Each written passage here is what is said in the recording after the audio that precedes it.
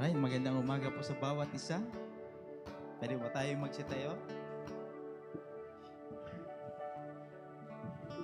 As we continue to worship the Lord, I'm going to read in Psalms 113. Sabi niya, praise the Lord, praise O servants of the Lord. Praise the name of the Lord. Blessed be the name of the Lord from this time forth and forever and forevermore. From the rising of the sun to its setting, the name of the Lord is to be praised. So ngayong umagang ito, we're gonna worship God, we're gonna praise Him.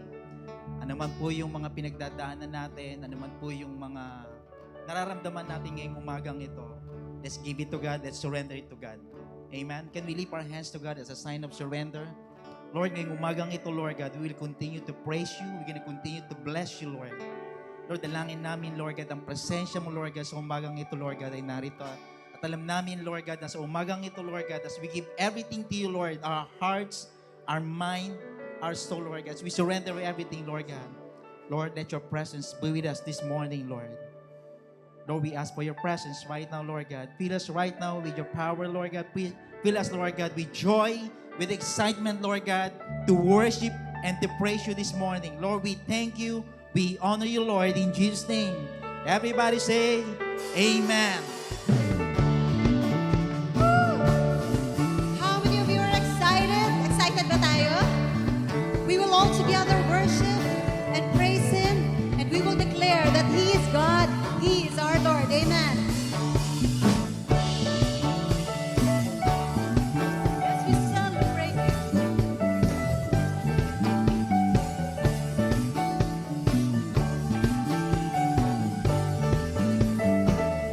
Come on and sing. Every tribe will see Your glory. Every nation bow before You. So Lord, all our treasures turn to ashes in the light of You. Oh Jesus, as we're singing holy, it's the Lord Almighty.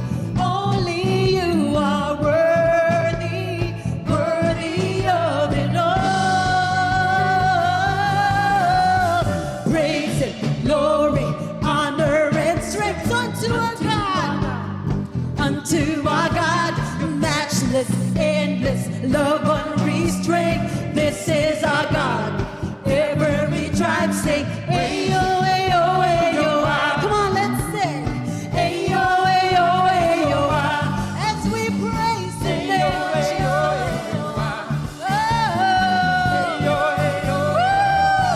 Come on, let's sing. Every tribe will see Your glory. Yes, we declare. Every nation bow before You, our only God. All our treasures turn to ashes in the light of You. Oh, Jesus, as we're singing, holy is the Lord Almighty. Only You are worthy, worthy of it all. Praise and glory, honor and strength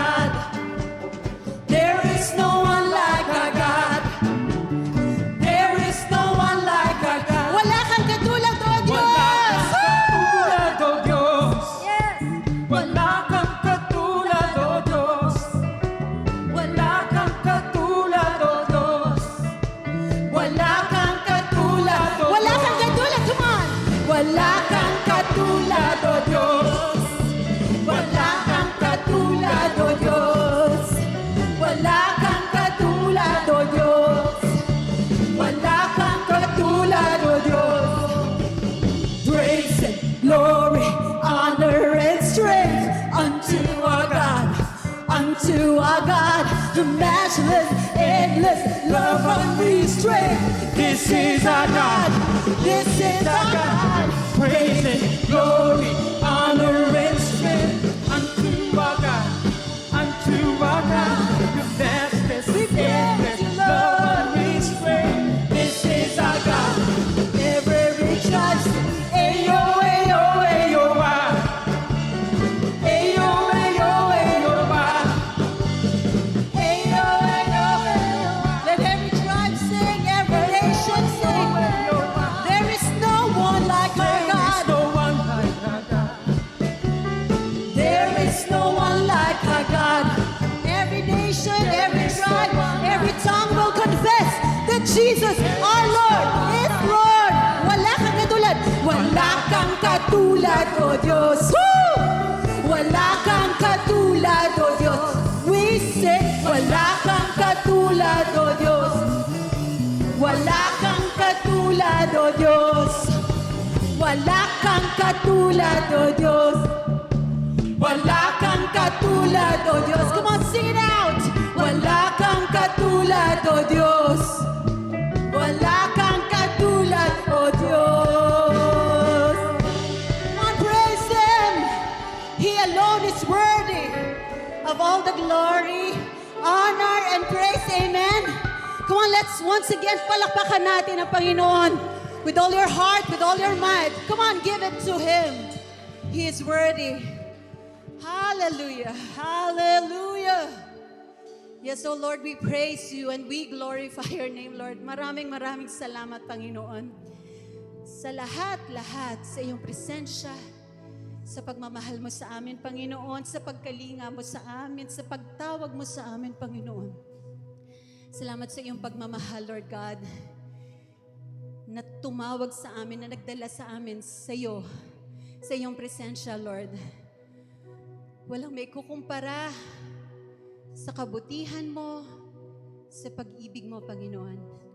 And ang prayer namin, Lord, is to be closer to be closer to you,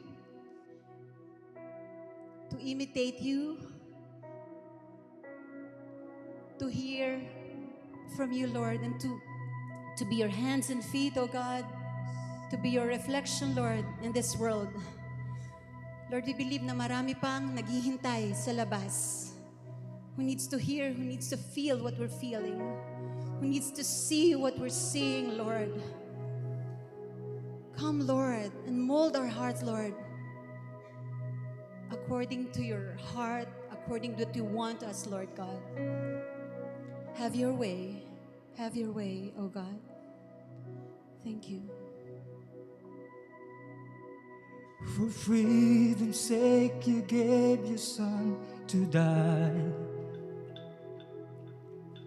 Adopted us from darkness into light. And now I'm safe within your loving arms. And I can hear the yearning of Your heart for the lost. it beats, we can hear it calling. Make our hearts beat and beat and beat for the sons and daughters. For the lost, it beats, we can hear it calling. Make our hearts beat and beat and beat and beat with you. The open and abandoned find a home. The widow has a place before your throne. For strong and deep and uncontainable is your heart of love that beats for all the world. For the lost, it beats, we can hear it calling. Make our hearts beat daughters. For your lost, it beats, we can hear it calling. Make our hearts beat and beat and beat and beat with you. For the lost, it beats, we can hear it calling. Make our hearts beat and beat and beat for the sons and daughters. For the lost, it beats, we can hear it calling. Make our hearts beat and beat and beat and beat with you.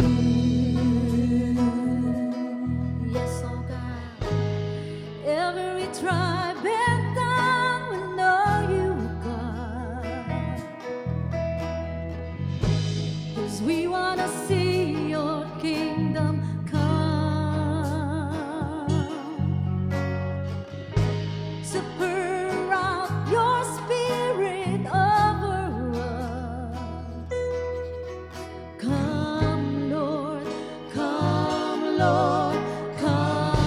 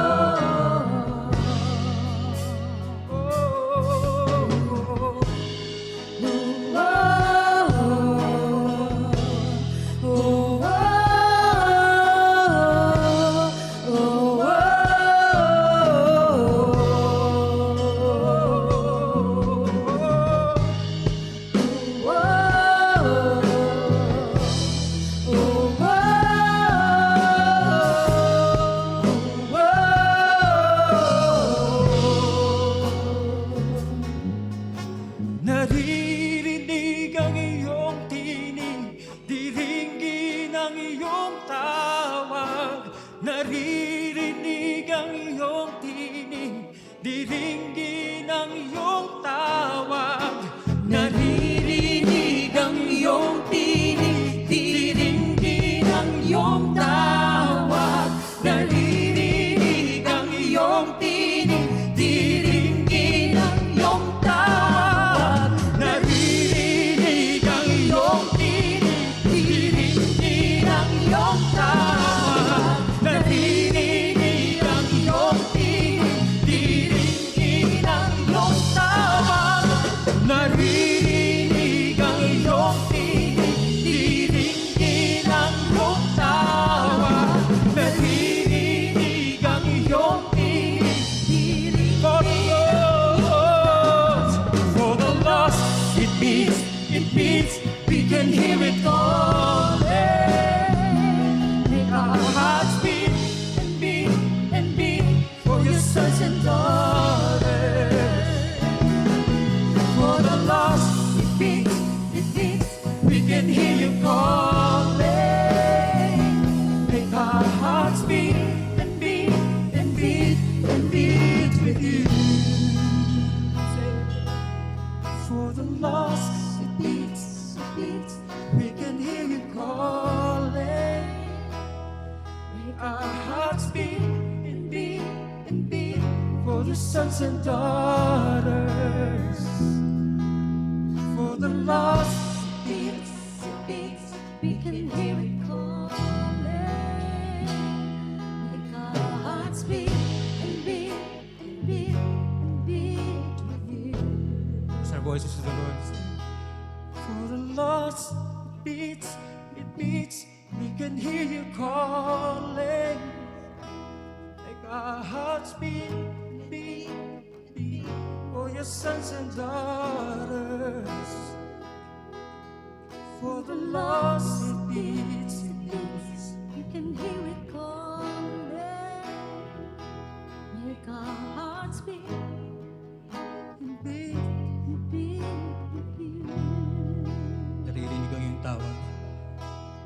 Naririnig ang iyong tinig, diringgin ang iyong tawag. Naririnig ang iyong tinig, diringgin ang iyong tawag. Naririnig ang iyong tinig, diringgin ang iyong tawag. Naririnig ang iyong tinig, diringgin ang iyong tawag.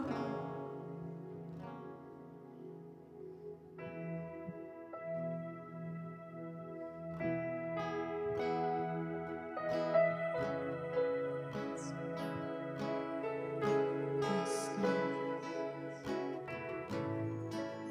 We will obey you, Lord. We will You follow. fill us with the goodness of your presence. Was empty, now we're found in your embrace. Oh Lord, your heart for us, it never changes. It beats the same. You lift us up and free us from our burdens. Your love, it binds up every broken heart. Now hope will rise in all that you created, that you are here, the God of all. Lord, have your way. Come take your place. Let all the earth be saved. Your kingdom reigns now. Every heart will sing your praise. Your hands and feet Will be your hands and feet. We're called by your grace. The world will know your name. Jesus, you reign. So every heart will sing your praise.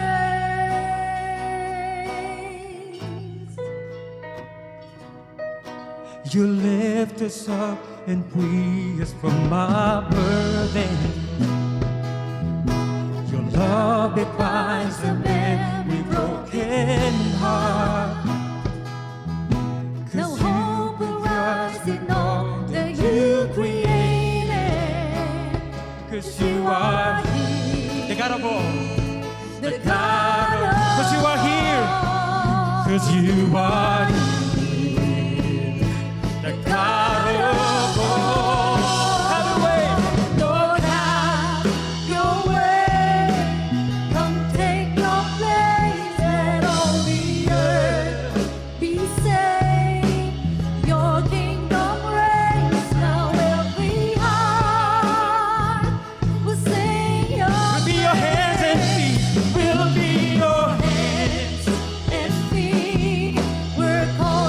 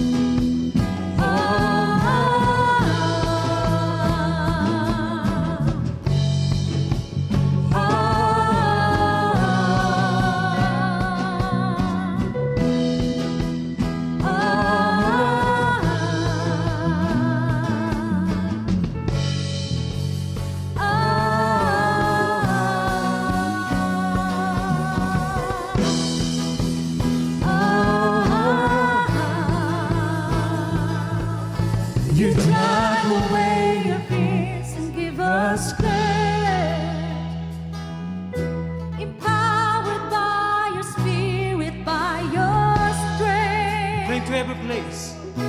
Proclaim to every place that you have risen. We will obey. Oh, yes, God.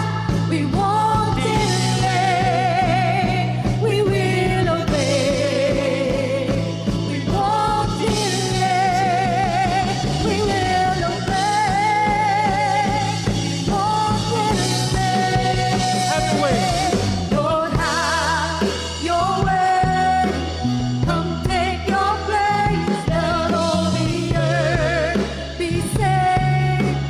Your kingdom reigns now. Every heart will sing your praise. Will be your hands and feet.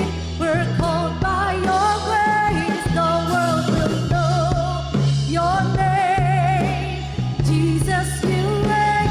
So every heart will sing your praise. Have your way, Lord. Lord, have your way. And come take your place. Let all the earth be saved. Your kingdom reigns now. Every heart will sing your Let us be our prayers, will be your hands and feet. will be your hands and feet. We're called by your grace. The world will know your name. Jesus, you reign. So every heart will sing your praise. Raise our voices. Lord, have your way. Come take your place. Let all the earth be saved. Your kingdom reign. So every heart will sing your. So every heart. So every heart will sing your praise. So every heart will sing your praise.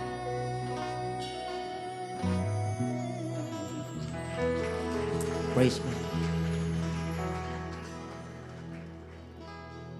You know, kanina I was reminded of the word in Psalms, I think Psalms 78, verse 35.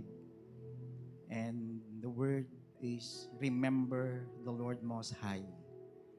You know, sometimes when we experience a lot of things, you know, meron tayong mga pinagdadaanan sa buhay, maybe we pray to God, yet God never answered.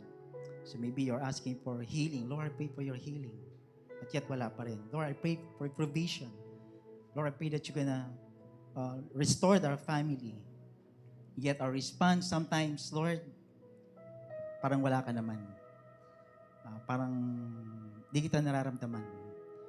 But in Psalm 78 verse 35, he said, remember the Lord. Today, let's remember the works of the Lord. Let's remember His faithfulness. Let's remember that God provided for us.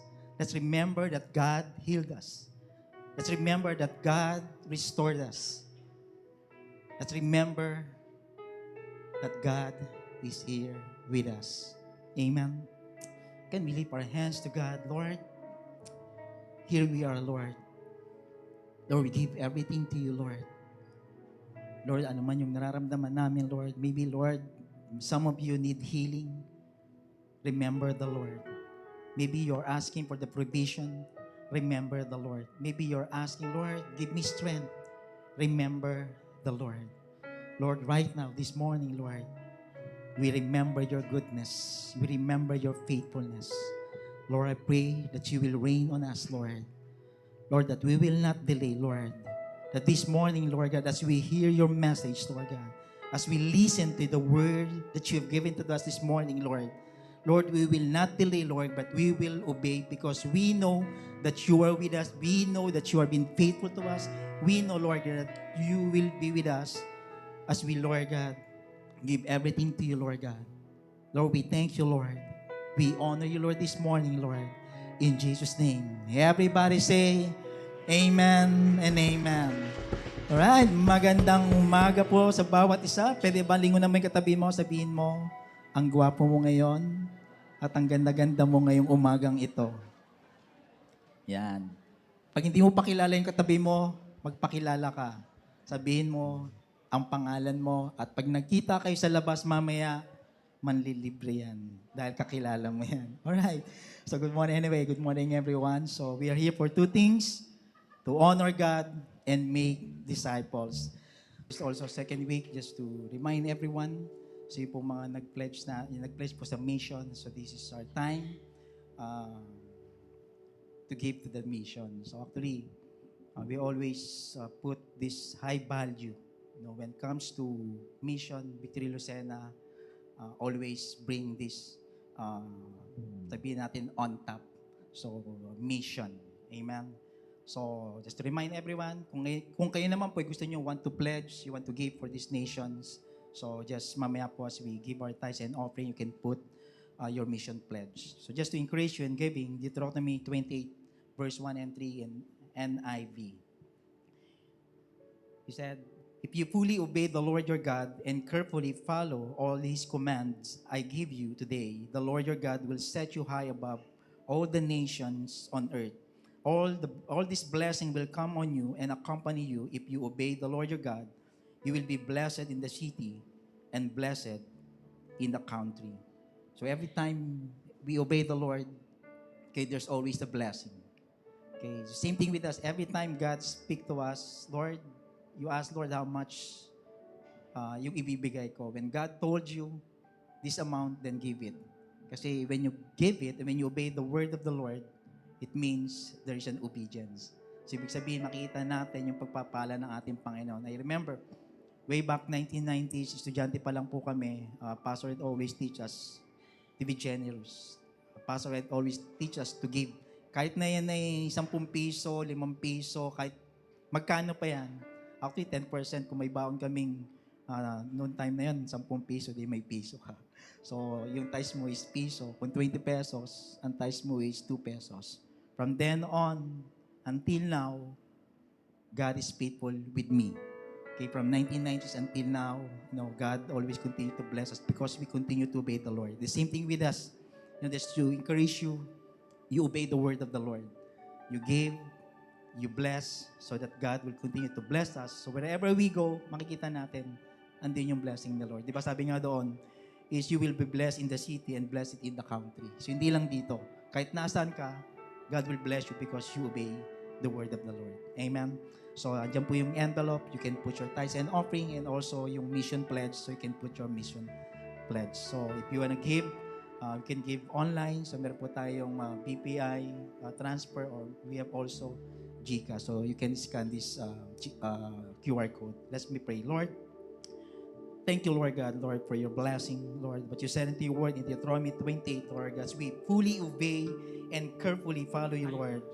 Lord, I pray that you will continue to bless us, Lord God, because this is what you said. This is the promise that you given to us, Lord God. Lord, we thank you, Lord God. Bless us together, Lord God, as we give together, Lord. In Jesus' name, amen.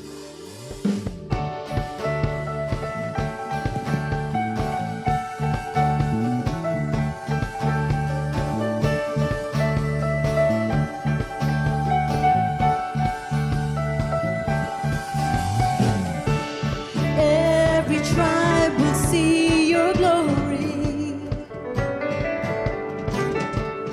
Every nation bow before you. All our treasures turn to ashes in the light of you. Oh, Jesus, as we're singing, holy is the Lord Almighty. Only you are worthy, worthy of it all. Praise and glory, honor and strength unto our God, matchless, endless, love unrestrained. This is our God. Every tribe sing, ayo, ayo, ayo, ah. Ayo, ayo, ayo, ah.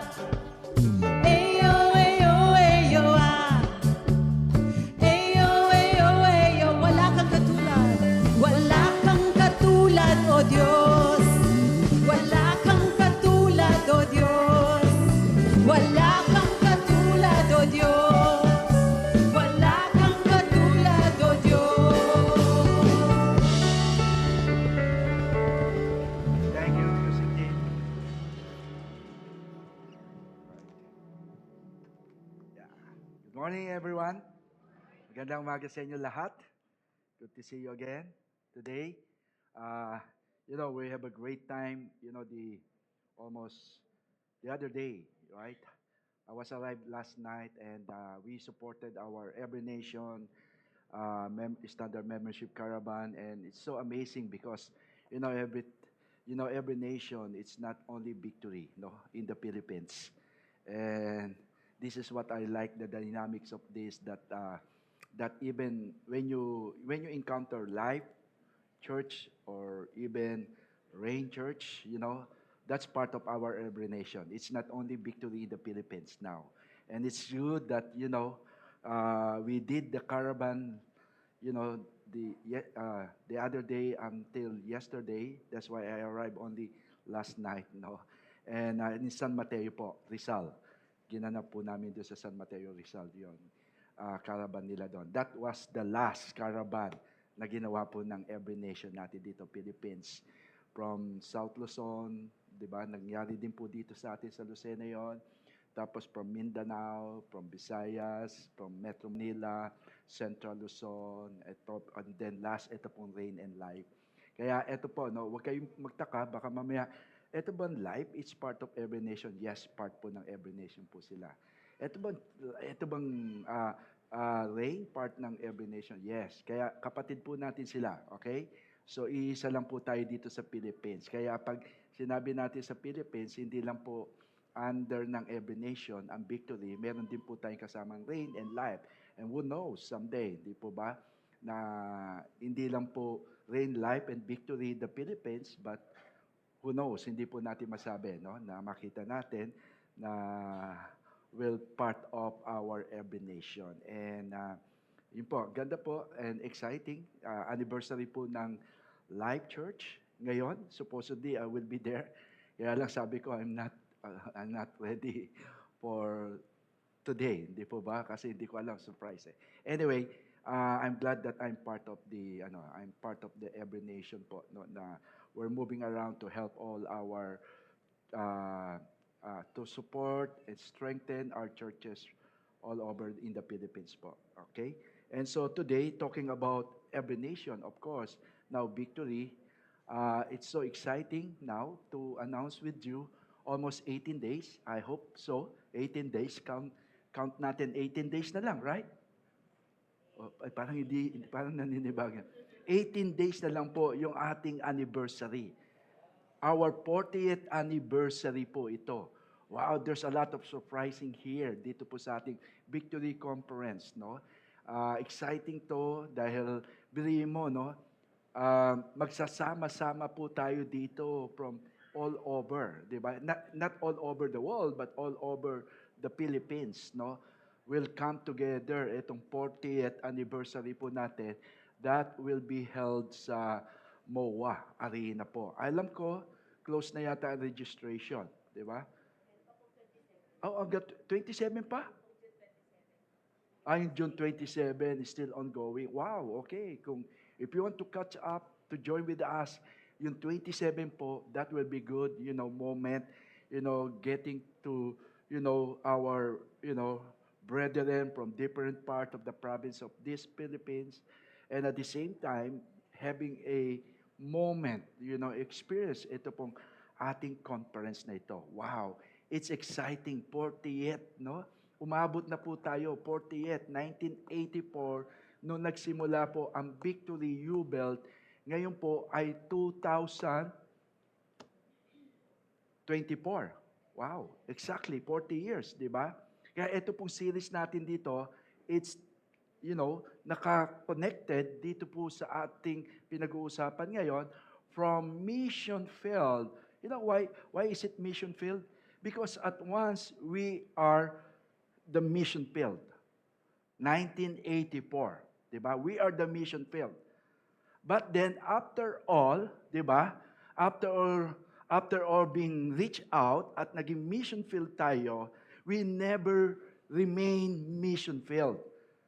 Get me, bring me, feed me, 'di ba?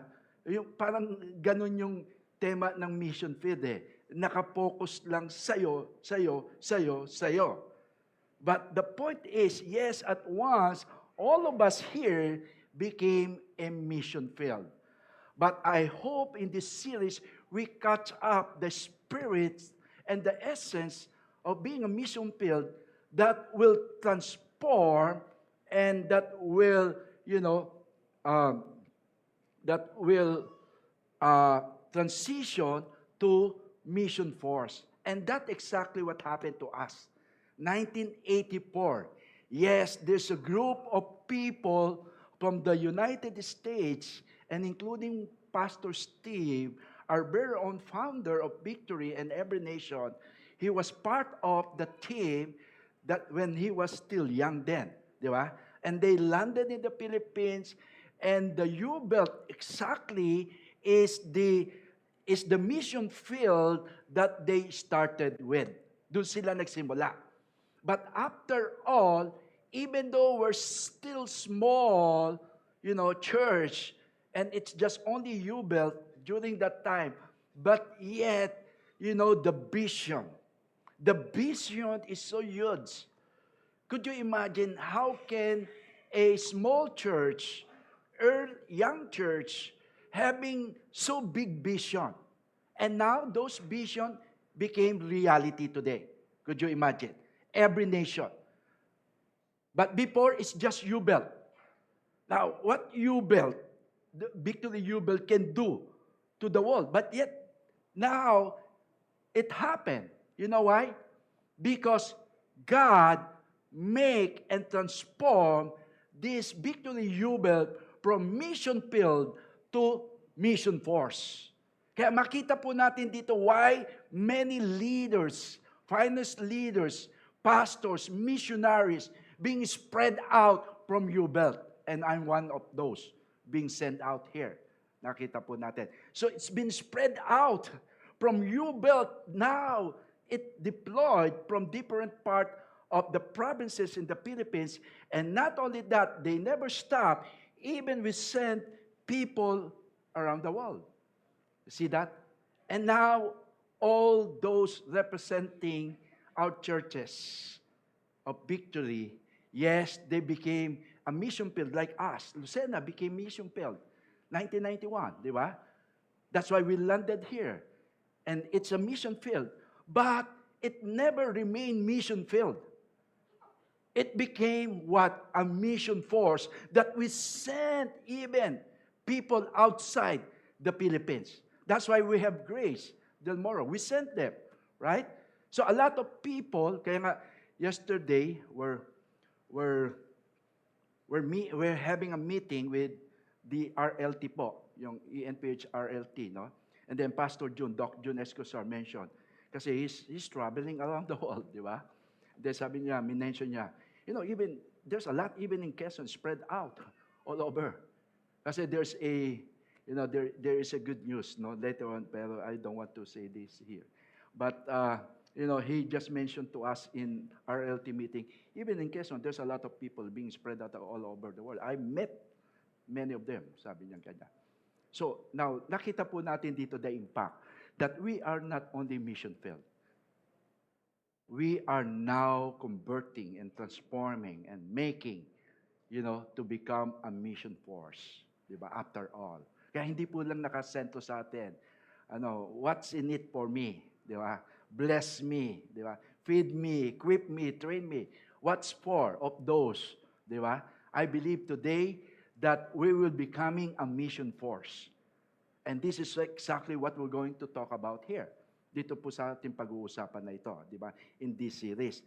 Because in this series, we want, our mind and heart set on possible to enlarge our vision, the opportunities and possibilities of what the next 40 years can be as we continue to what? To honor God and make disciples. Tandaan nyo, to honor God and make disciples. Through what? Church planting. That's why we never stop church planting. Even in pandemic. Di ba? That's how even Mindoro birth and Marinduque, it's about to birth. Di ba? during the pandemic. Could you imagine? In the middle of pandemic, yet there's a lot of churches being planted, not only here in Quezon, but around, different provinces. Because there's a good report that despite of the pandemic, yet church planting is still ongoing. Kasi people are responding. How can you stop people? How can you stop people if the people really receive from God? No? That before they were mission field and now mission force, and they want as much as possible to become part of the mission that God is doing in our place. That's why some of us here also, probably the same thing. You don't want just to sit down and just to receive more and more and more word and be fed up, di ba? But after all, not becoming the mission force. But I believe many of you here, even God is dropping your heart, to become a mission force to someone else. I don't know. I will not be surprised if some of you here will respond and say, I want to go here. I want to go there. I want to be part of here. Why? Because that's something that God placed in your heart today, right? And this is what we're doing, the church planting, campus ministry. And no wonder, some of you here are students and becoming a professional. Some of you, after your graduate, perhaps God is putting into your heart to become campus missionary. Sino ba yung mga campus missionary natin dito? Oh, si Julia, yan.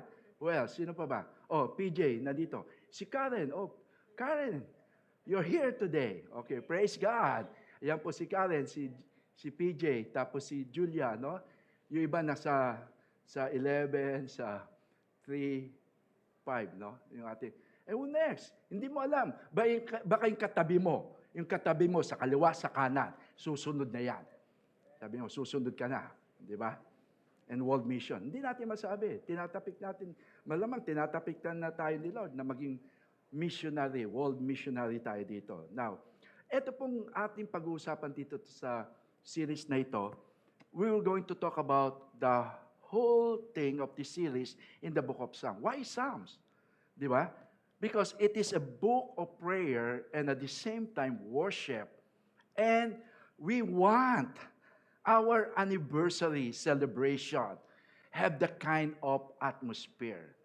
A time of moment of prayer and worship, thanking God for His goodness and faithfulness. Now we reach 40 years, right? And so today, as we're going to talk the mandate of this week, the make disciples. Now, what does it really mean to make disciples? And I want you to open your Bible in Psalms 78, and we're going to read chapter 78, verse 1 up to 8. Can you please stand up with me as we give reverence to the Word of God? Verse 1, sabi po dito, give ear, O my people, to my teaching. Incline your ears to the words of my mouth. I will open my mouth in a parable. I will utter dark sayings from of old, things that we have heard and knows that our fathers have told us. We will not hide them from their children, but tell to the coming generation the glorious deeds of the Lord and His might and the wonders that He has done.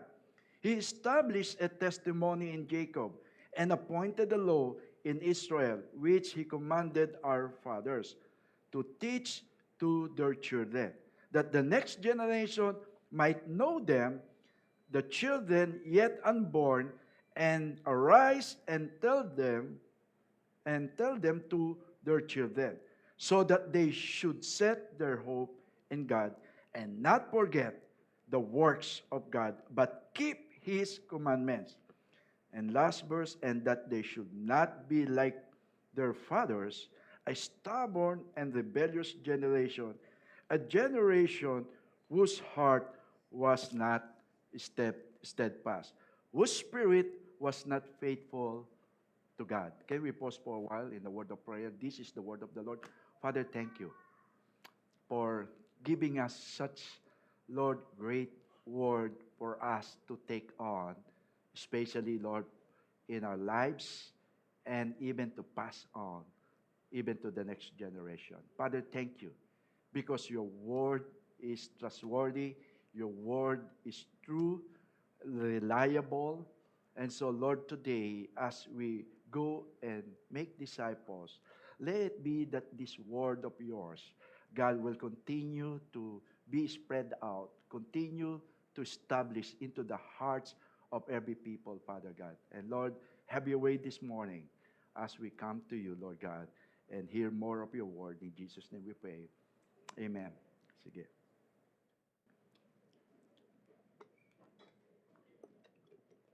Of course, konting background lang po, sumulat po nito ay si Asaph, Asaph was a Levite. Levite po siya dito in the court of King David, who was both a music leader and a teacher. Yun po si Asaph, no? He belonged to the family of the Levites. Pag sinabi natin Levites, ito po yung mga parang priests, no, na tinatawag, whose job was to teach also. Mga minister, mga Levites to, sabi nga. And this is one of the, this is one of those long psalms because it records the history of Israel. Kaya nakita nyo yung his testimony to Jacob, di ba? Na it means yung God's testimony when we say that Israel yon, no, Jacob. The history of Israel from Egypt all the way to King David. Until here, na-establish kay King David. Kita nyo, history of Israel from Egypt, then now established to King David. So, makikita po natin dito. And, the good thing with these Psalms, it was highlighted two things po dito. Ibig sabihin yung mga repeated disobedience. Na paulit-ulit na lang, recurrent, no, disobedience and ungratefulness of Israel towards God. Kaya makita po natin dito how the Lord addressed with that. But yet, another highlights with this is the recurring and unfailing. Sabi mo, unfailing. Ito yung kagandahan dito, yung recurring and unfailing mercy of God to the rebellious Israel. Despite of that they were so rebellious, could you imagine, just like us? Hello? Tingnan mo yung katabi mo, just like us. That somehow stubborn, rebellious, but yet there's always unfailing love and mercy that God is always, experience over our lives. Sino sa inyo dito, despite of, nararanasan nyo yung unfailing love and mercy of God? Nakagawa ka na ng mali, di ba? Stubborn ka na, hardness of heart, di ba? Rebellious ka, pero yet, kita mo pa rin yung na-receive mo pa rin yung faithfulness and mercy, di ba? Unfailing love of God. Kaya dito po sa pag-uusapan natin ngayon, itong month na ito, di ba? Kasi we are celebrating 40th anniversary po natin. As I have said a while ago, as a Victory Church, no? And we are having ito pong series na ito in light of our 40th celebration. Okay? Nakita natin. And dito po, ito celebration na to, of course, in the Philippine victory context, no? It's not every nation. Okay? Kasi victory po to. Now, meaning, ang aim po natin dito is for us to revisit yung humble beginning. That's what I said even last week. Yung humble beginning of our ministry, right? When it was still a mission field na makita natin. Na dati mission field lang tayo. Tayo yung tinatarget ng mga missionaries from all over. Tayo yung pinupuntahan, di ba? Pero now, nakita po natin dito, hindi na po ganon. Na dati tayo yung target, as a mission field, pero nakita na natin ngayon na iba na. Hindi na ang Pilipinas, lagi na lang kawawa, lagi na lang pinupuntahan, laging nagiging mission field, lagi na lang, you know what? Now, today, tumayo na po at pinatayo na tayo ni Lord. Ngayon, tayo na po ang nag-create ng impact that we are now creating an impact not only here in the Philippines, but all over the world. Hello? Tandaan niyo po to. Na not only here, but all over the world. Many Filipinos now becoming, finance, missionaries that we have today because God sent them there from different, different aspect, of our nations. Now, we were once recipients, of course, katulad ng sabi ko, of a short-term mission outreach in Manila. Di ba? 1984 po yon. So, in the beginning, we absolutely needed missionaries and mission teams to come over with our nation during that time. But that was temporary. Sabi mo sa katabi mo, temporary. If we stayed with a mission-filled mentality, di ba? Parang, mission-filled pa rin ako, abutin nyo ako, reach out nyo ako, strengthen nyo ako, bless nyo ako.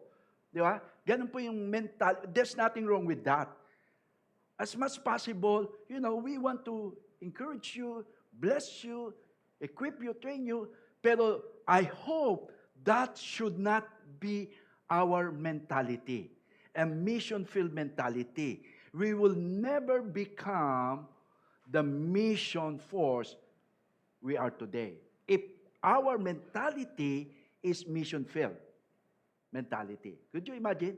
We will not become the mission force we are today as Victory Church.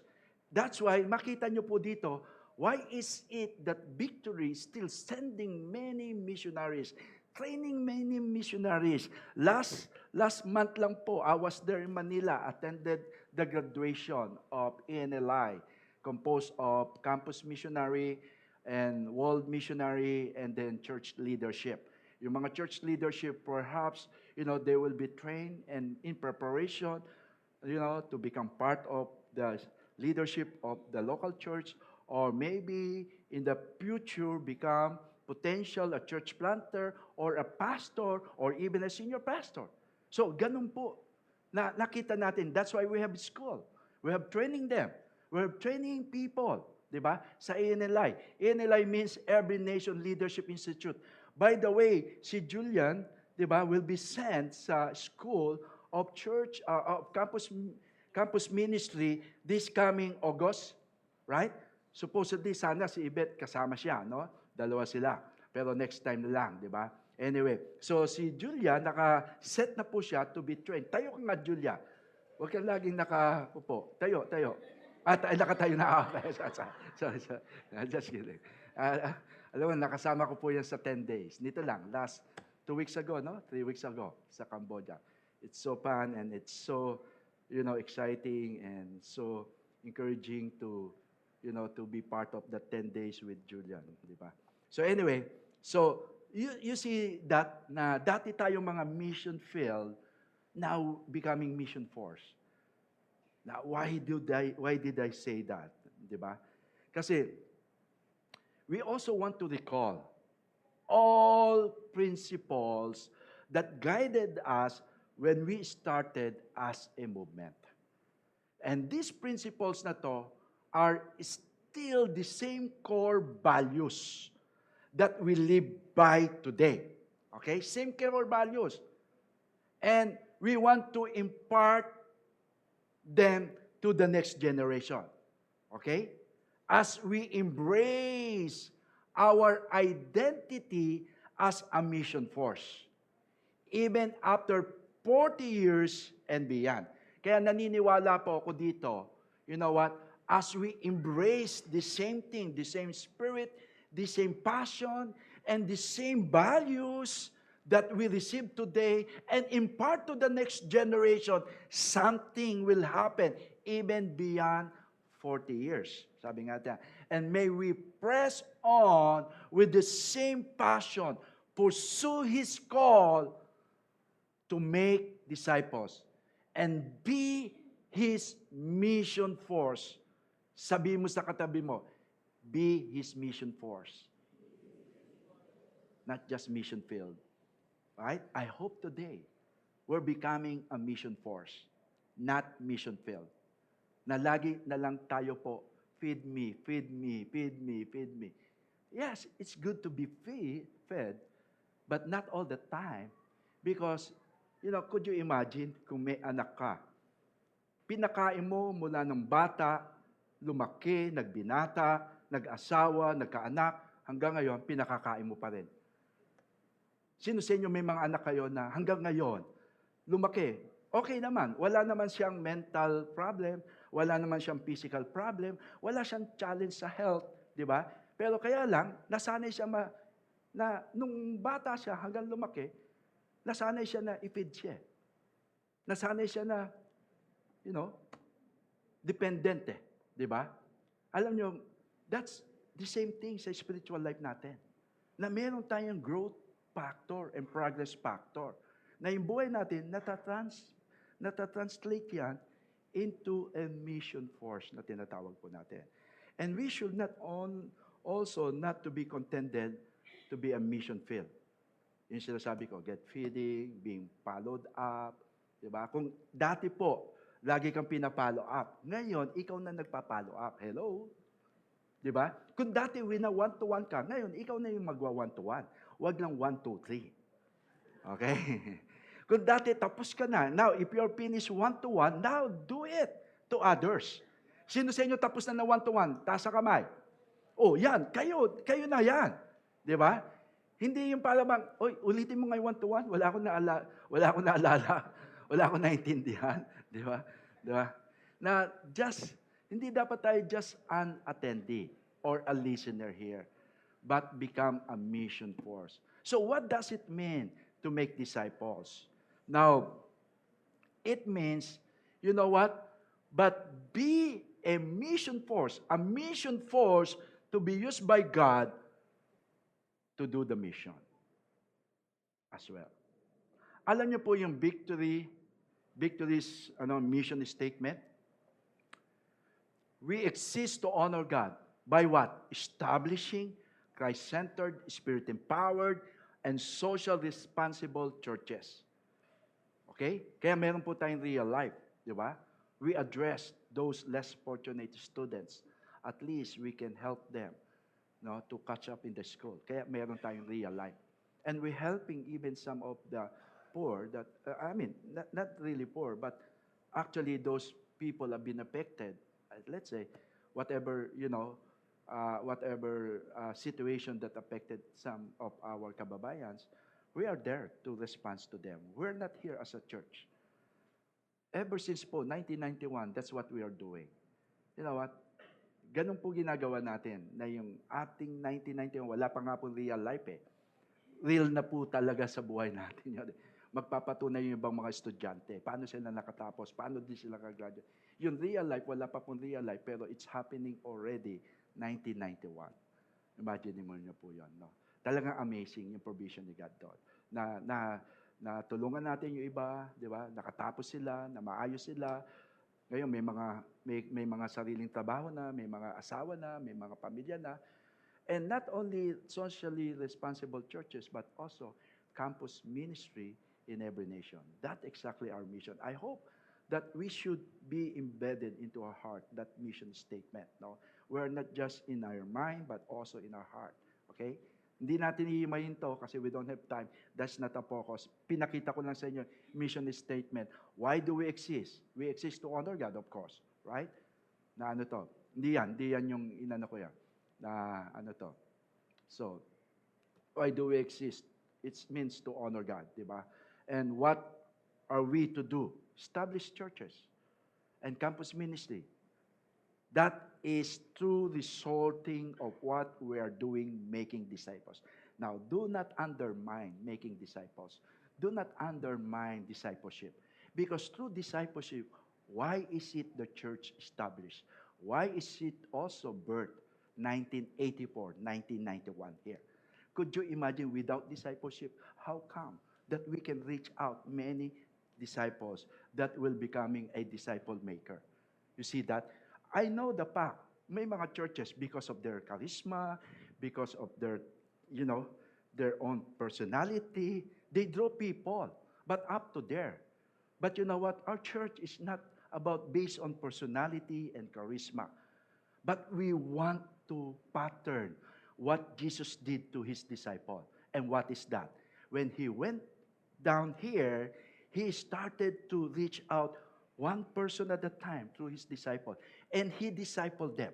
Could you imagine? And then after all he discipled them, he left them and let them do the rest of the ministry until such time that all of us, now we are the recipients of what these disciples, the apostles, did before. Could you imagine? Now, they started with them, and now we are all recipients. And that's why we are just continuing. Because somehow, I told you, we are not just a mission field, but now translated, converted to the mission force. Exactly the same with all the apostles then. When Jesus called them one by one, follow me, then after all, they were mission field. And then Jesus transformed them, converted them. As they follow him, they became fishers of men. And now they became what? Mission force. And exactly happened in the book of Acts, how the book of Acts, all the churches spread out even up to now. Could you imagine? That is the history of the church. Christian history natin. Could you imagine? It never stopped. Why? Because that's how God operates in his kingdom. If you don't want to participate to become mission force, God will, never mind. He will look for somebody who are so interested, who are so willing, available, and make himself or herself to be used by God. Kaya nakita natin, why is it only few? The harvest so plentiful, but sometimes only few workers, di ba? Because many are called. Hindi called, no? Called. Di ba? But few are chosen. Marami kasi nanlalamig. Di ba? Cold. Di ba? Hindi cold, ano? Now, that's how, making disciples, yung ginagawa natin discipleship, man, do not underestimate. When you do that in different places, you don't even know what will happen. When you do that in some places when there's no yet church or victory, who knows? It's gonna be happen. You see, through discipleship, right? Na ginagawa po natin. And how do we build? Simple lang, sa mission statement natin. It's about Christ-centered, di ba? It's not personality, it's not gift-based, centered, di ba? But spirit-empowered and socially responsible. Where? In every campus, in every city, in every nation. Kaya kung isa-summarize po natin dito, yung ating mission statement, ano ibig sabihin po niyan? Ano sinabi ni Pastor Steve? We exist to honor God and make disciples. That's it. Diba? So last week po, pinag-usapan natin yan. To honor God. Sa Psalms 145, if you are here. Yung week 1 po natin, yung motive doon is about honor God. Diba? And knowing that the Lord, our God, is great and glorious one, of our righteous response is to honor Him. And today, as we read a while ago, Psalm 78, from verse 1 up to 8, and learn what it means to make disciples. Ito po yung week 2 natin dito, yung mandate. And what is the mandate? Make disciples. We teach God's word through parables, sayings, testimony, and the law. Diba? Now, we never stop teaching God's word, no? Whatever way, through parables, through saying, through testimonies, and even the law. Simply put, mga kapatid, simply put, a disciple is someone who follows Jesus Christ. That's it, no? Now, when you look at the Great Commission, Matthew 28, This is exactly what Jesus mentioned. Could you imagine? It was Jesus mentioned. Now, listen carefully.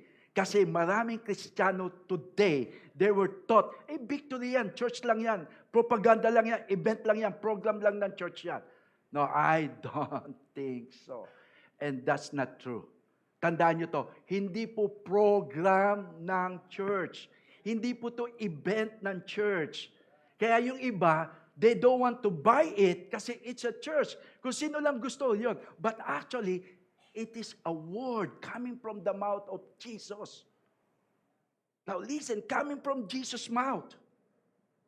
This is not from Victory's mouth. This is not from pastor's mouth or any leaders of the church mouth, but rather Jesus' mouth, saying here, after He resurrected from the dead on the 3 days. Could you imagine, why is it, ito yung statement niya, pahabol niya, huling salita niya sa mga disciples niya. Bakit ito? Why is it this is the last statement of Jesus left to His disciples? There's a lot of things, He could say to His disciples. And why is it this one?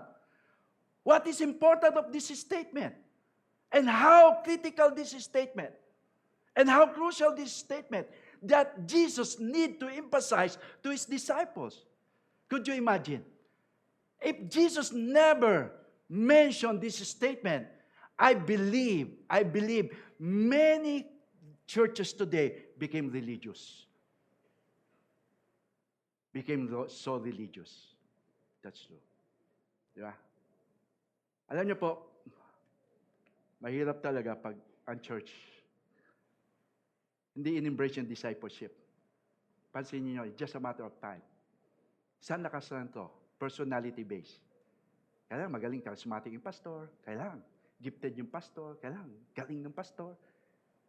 Pero alam niyo po, this is one thing that I like in Victory. Walang magaling. Walang personality-based. Walang gifted-based. Lahat tayo gifted. Lahat tayo called by God to make disciples. Nakita niyo? Diba? Nakita niyo to? Wala pong nakasento sa Kanya. Lahat, wala. Nakita natin yung ginagawa natin. It's the same with Jesus pattern. Na kahit na ordinary Christian, ordinary people came to our church and encountered the Lord. Now, makita mo, pag na-encounter niya pag na-boost yung kanyang passion, wow, gabi, umaapo yan. Baka maraming ma-birth na church yan dahil sa passion niya pag nagdi-disciple. Alam mo, mag-disciple ka lang mag-disciple. Mag-disciple ka lang mag-disciple. Hindi nalalayo to birth the church. That is exactly. Yeah. Subukan mo. Ganun yung ginawa ng mga disciple. Di ba? You see that? Ikaw, yung mga neighbors mo, mga connected sa'yo, mga oikos mo, mga sa klase mo, man, pag dumadami kayo, nagti-20 na kayo, nagti-30 na kayo, man, it's considered, wow, it's growing. Disciples. You see that? It's a potential. Ako di ako magtataka kung meron tayong mabirth sa Sariaya, Tayabas, Chao, somewhere, Quezon, di ba, masaturate natin yan. Bakit? Kasi you are all disciple of Christ. You are all disciple. It's just a matter of time na ikaw mismo, you make yourself be available by the Lord to be used to reach out with your office mate, with your classmate, with your neighbors, with your community, and then boom, the rest is what? Wow, a church. That happened in Kulyon. Kulyon, never we sent pastors, church planter. You know what? By profession, they were doctors. They were disciples in Cavite.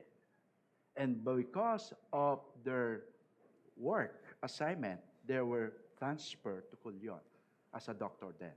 And you know what happened? Since there's no Victory yet, and there's no church of Victory, what they did is they make disciples. Nag-reach out sila, disciples. Until such time, we are all surprised and telling us, that we need to launch this church in Kulyon. And now it's a church in Kulyon. Could you imagine? Are they pastor? Are they church plant? No, it's not. You know what? Later on, after a few years, Pastor Doc Francis Padrilan been ordained. Okay? As a pastor, after so many years. See, pero nung nagplant siya ng church, nagplant siya, not a pastor siya. Nakita po natin dito. And it can happen. Look at this Matthew 28, 18 to 20. And Jesus came and said to them, all authority, sabi mo, all authority in heaven and on earth has been given to me. Go therefore and make disciples of all nations, baptizing them in the name of the Father, the Son, and of the Holy Spirit, teaching them to observe all that I have commanded you. And behold, I am with you always to the end of this age. You know, first we need to understand that our mandate is what? To make disciples. Sabi mo, to make disciples. And this word, make disciples, came not from the church, not from Victory, not from any pastors, but came here exactly the way we read Matthew chapter 28, came to the highest authority. Hello? Di ba? And sino nagsabi ng all authority? It was Jesus. Di ba? And Jesus' word of make disciples came from Him. And that is from our Lord Jesus Christ na makita po natin dito. And when we consider Jesus Christ, even last series po natin about Jesus, period, di ba? Jesus, He was preeminent, supreme over all things. Kung siya po preeminent, supreme over all things, then therefore, nothing that we can do but to submit to all His authority. Hello? Di ba? There's no choice. There's no option. Either we obey Him or disobey. Either we follow Him or not following Him. Are you with me here? When we say supreme, preeminent, it is above, over all things. That's why when He said this, make disciples, this is not something that Jesus presented to His disciples. Hey guys, consider us good option. Hey God, this is my very good suggestion for all of you here to consider make disciples. No, it's not. It's not an option. It's not even suggestion, di ba? But rather, when He mentioned with this, there's a sort of being so imperative, meaning command. Meaning there is a command na makita natin. We carry out Jesus' marching orders for us. Not only for all of them. And that is to make disciples. To make disciples of all nations. Alam niyo po, yung pinag-uusapan namin sa RLT, nakakatuwa kasi marami ding nation na birth, mga Pilipinos. Grabe now, kinukonsider. Marami pong Pilipinos ang gagaling mag-disciple. Alam niyo, napunta sa ibang planeta, hindi naman planeta na, sa ibang bansa. Now, na-meet ko uli si Pastor Jason, dating na sa Naga, tapos na bumalik sa London. Tapos alam niyo, hindi siya kasi hindi siya medyo nagkaroon pong problema doon. Anyway, pero, hindi siya napigilan. He began to start. May 40 people siya. May 40 people siya sa London. Pinakita niya sa akin. And karamihan po doon, not just only Filipinos, mix. Marami pong local, marami po iba-ibang lahi. Could you imagine, ganong katalas ang mga Victory people sa discipleship? Come on now. Di ba? Kaya hindi ako nakakapagtaka kapag kayo lumabas, sa kayo pumunta, grabe. Talagang all out kayo dyan. And this is exactly here. Go and make disciples. This is a command. Sabi mo, command. From our passage, what instruction or commands can we glean or discover or obtain for us to make disciples? Ano yung pwede natin mapulot? Because the call to disciple the next generation. In our context today, we have heard the gospel of our Lord Jesus Christ and are commanded to make disciples in Matthew chapter 28. And also, Paul mentioned to ensure that we may, that what we have heard is taught and passed on to others. That was in 2 Timothy 2:2, right? Na makita natin dito. And for us Christians, tayo po mga believers, all roads leads to what? Discipleship. Let me speak again that as Christians, all roads, ano man ang patutunguhan mo, whether you are engineer, whether you are nurse, whether you are teacher, whether you are doctor, whether you are, whether you are secretary, whatever roads you are leading with, it's leading to discipleship. Diba? Now, let's look at what this means and how can we apply it in our lives. Unang-una is when we consider the Great Commission, is a command. The command to teach. Ano iko-command na kinuman sa the command to teach God's Word. That's how Jesus commanded us. Diba? Kaya dito sa verse 1 and 3, look at this verse 1 and 3. Give ear, all my people, to my teaching. Incline your ears to the words of my mouth. I will open my mouth in a parable. Will utter that saying from all things that we have heard and known that our fathers have told us. First, we are the recipients of God's Word. Now, di ba? Dati students tayo, disciple tayo, pero ngayon, ang nangyayari sa atin dito ngayon, tayo na ngayon nako-convert, na nagtuturo. I hope today, we're teaching God's Word, especially to your kids. Now, I hope that you will not endorse your kids in the church lang. Why? I hope that you're teaching them at home, God's Word. And we all need to really study and grow in our standing of God's Word. Sabi nga. Kaya dito yung give ear. Give ear, yung sinabi niya sa verse 1, to my teaching. We are all be taught, sabi nga dito, about God and be discipled. Alam niyo ibig sabihin nito na why do we teach? No? What do we teach? It means yung history. Yung history kasaysayan. Kasi pag tinignan nyo dito, even in this book of Psalm, in verse 5, his teaching established through Jacob. The testimony to Jacob, yung verse 5. Ibig sabihin, the history of Israel from Egypt and now in the time of David, na makita po natin dito.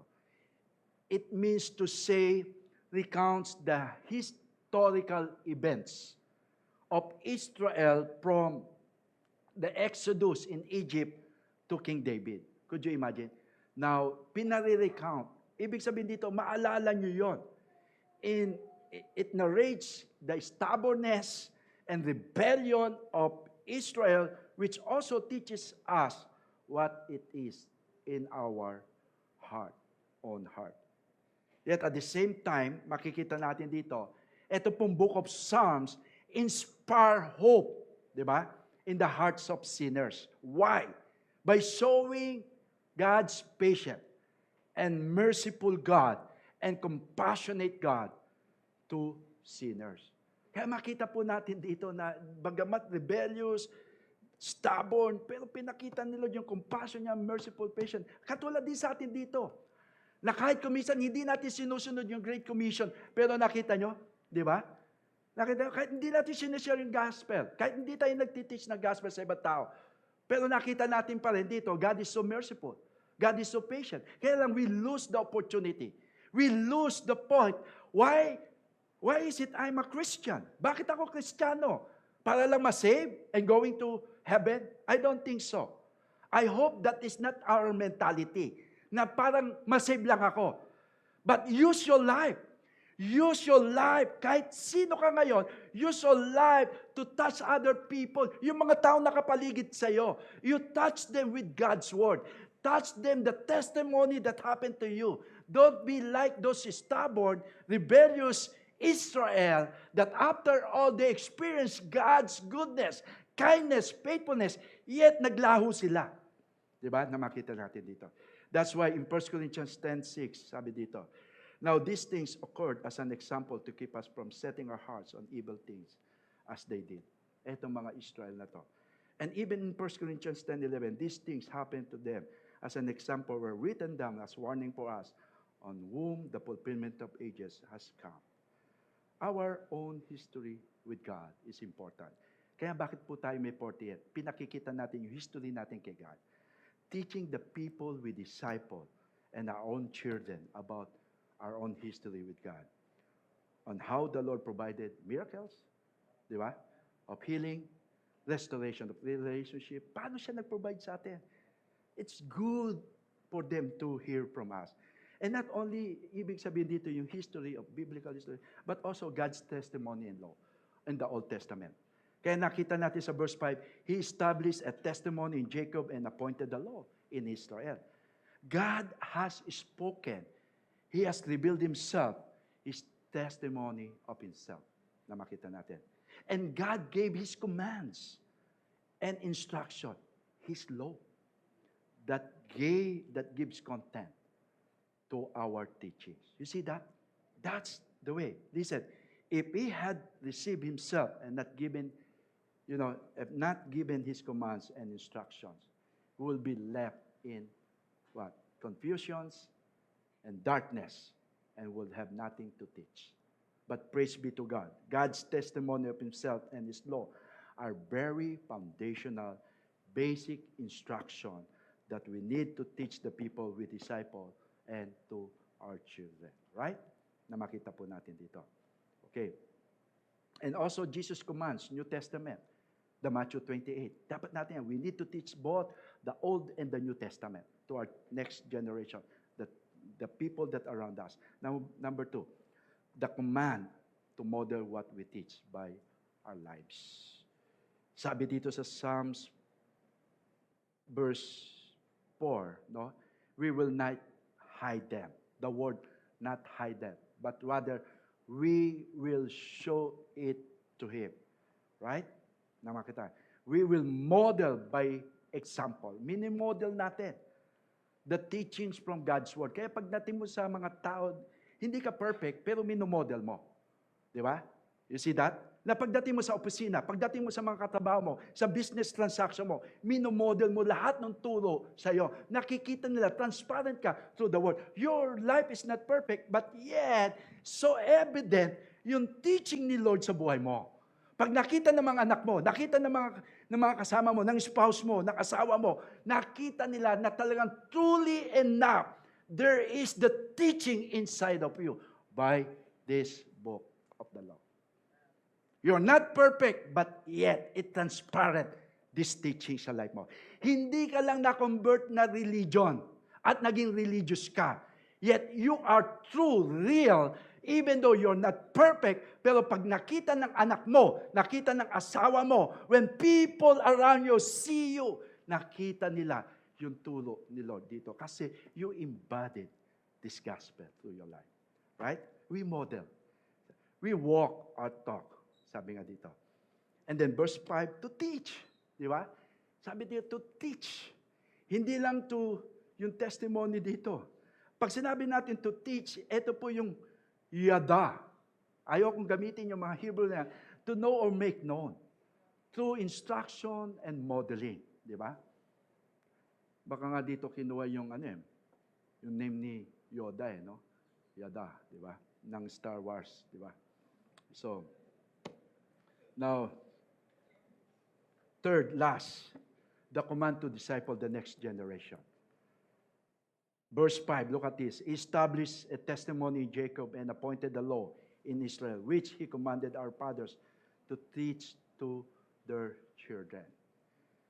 That the next generation might know them, the children yet unborn, and arise and tell them to their children. And verse 7, so that they should set their hope in God and not forget the works of God, but keep His commandments. Now, why do we need to be taught with God's Word? Why do we need to be taught with God's Word? Why? Verse 8, look at that. And that they should not be like their fathers. Fathers during the time in Egypt. A stubborn, a rebellious generation, a generation whose heart was not steadfast, whose spirit was not faithful to God. Why we need to teach God's word? So that their heart will not be contained with the stubbornness, hardness of heart. And we are to teach those we have discipled also to make disciples.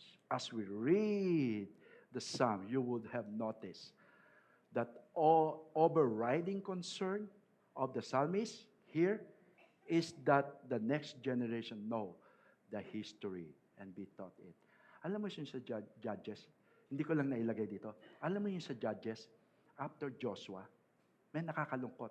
This is the very sad story in the Bible you will encounter.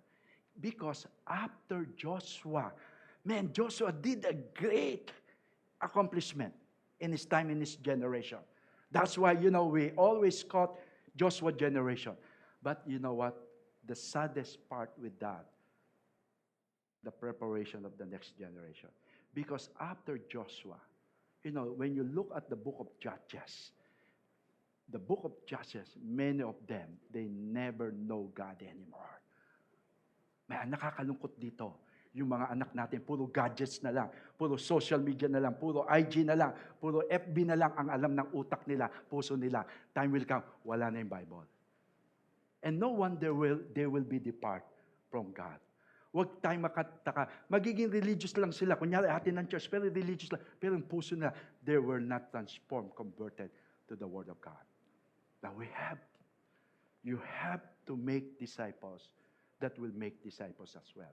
Kaya yung mga dinidisciple natin, make it sure that they will make disciples too. And this is the very reason this psalmist wrote. And the reason for this is so that they will not fall into rebellion and sin. The psalmist say, in effect, that he himself, has not fallen into the sins of Israel because, firstly, his fathers had taught him. Nakita mo? Bakit hindi sila bumaksak? The same thing. Because the father had taught him. Their father taught them.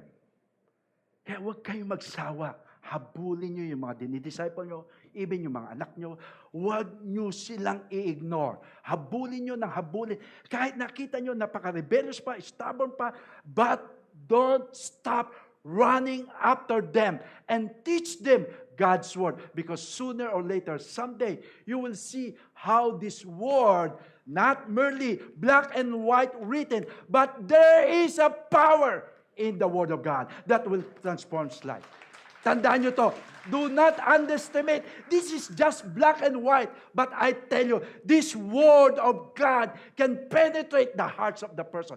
When you begin to teach them, when you begin to lay down the word of God into their hearts, man, I tell you, one day you will be surprised. They will be transformed by the power of the word of God.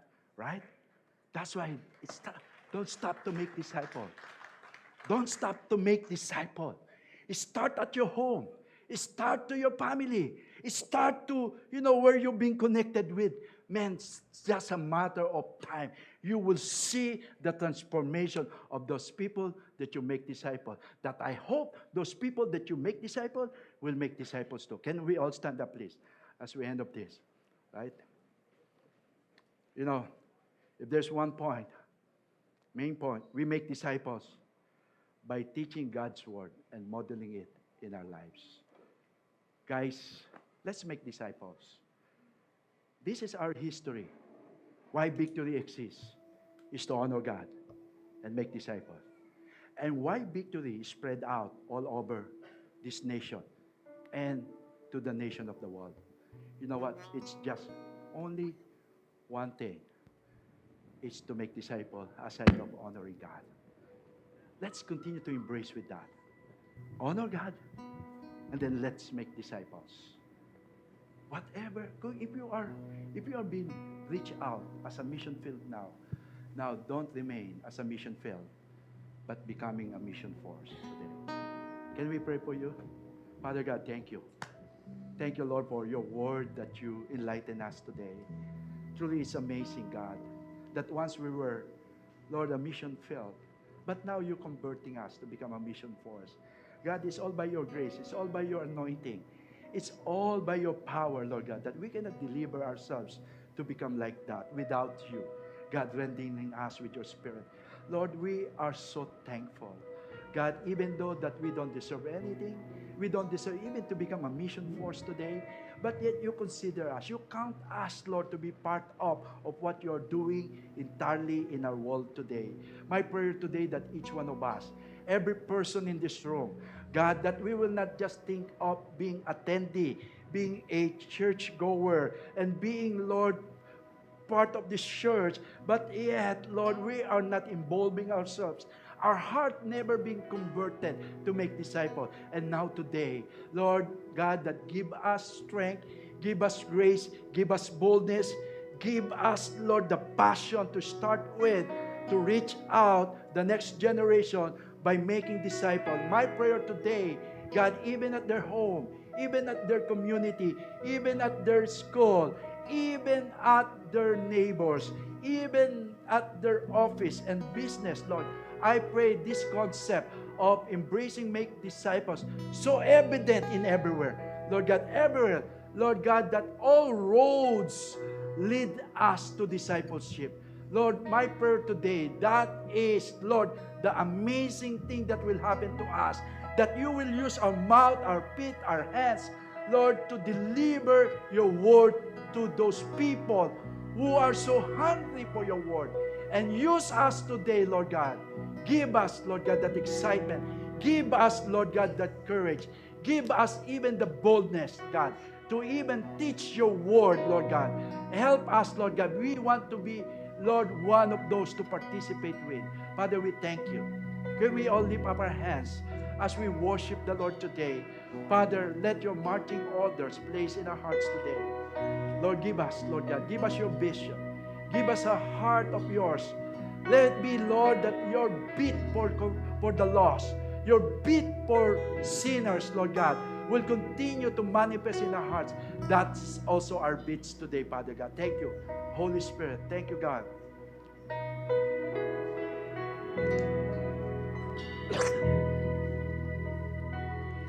For the lost, it beats, we can hear it calling. And my heart beat for your sons and daughters. For the lost, it beats, you can hear it calling. My heart beat with you. For freedom's sake. For freedom's sake, you gave your son to die. Adopted us from darkness into light. Now I am safe. And now I'm safe within your loving arms. And I can hear the yearning of your heart. For the lost, it beats, we can hear it calling. Make our hearts beat and beat and beat for your sons and daughters. For the lost, it beats, you can hear it calling. Make Our our hearts hearts beat and beat and beat and beat with you. Oh, oh, oh, Oh, oh, oh,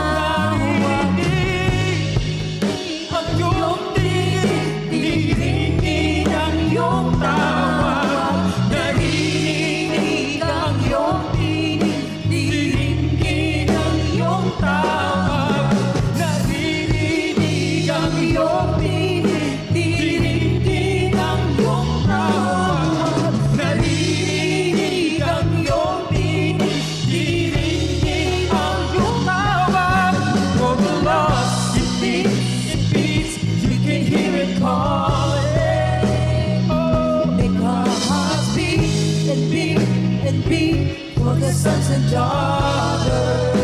For the lost, it beats, we can hear it calling. Make our hearts beat and beat and beat and beat with you. Naririnig ang iyong tinig, Diringgin ang iyong tawag, naririnig ang iyong tinig. Diringgin ang iyong tawag, naririnig ang iyong tinig. Diringgin ang iyong tawag, naririnig ang iyong tinig. tingin ang iyong tawag. Praise God. Can we clap our hands to God? Thank you, Pastor Ed. So just to share one thing, what I've learned when I read the book of Pastor Steve of 100 Years From Now, what he said, our strategy is to make disciples. There's no plan B. It's always a plan A. So we exist here from 1990s because we make disciples. Walang anything. Walang magic or anything. Just make disciples. Amen. Can we lift our hands to God? Lord, here we are, Lord. We will not delay, Lord, but we will obey, Lord, what you commanded to us to go and make disciples. Lord, as we go back, Lord, get in our place, sa work, sa campus, sa family namin, sa community namin, Lord, gamitin mo kami, Lord God. Let your beat, our heartbeat, Lord God, so that we'll be able, Lord God, to make disciples, to reach out to the lost, Lord God. Lord, we thank you, Lord. Bless us, Lord God, as we go back in our place and we will continue to make disciples. Lord, we thank you. In Jesus' name, everybody say amen and amen. God bless you. See you next week.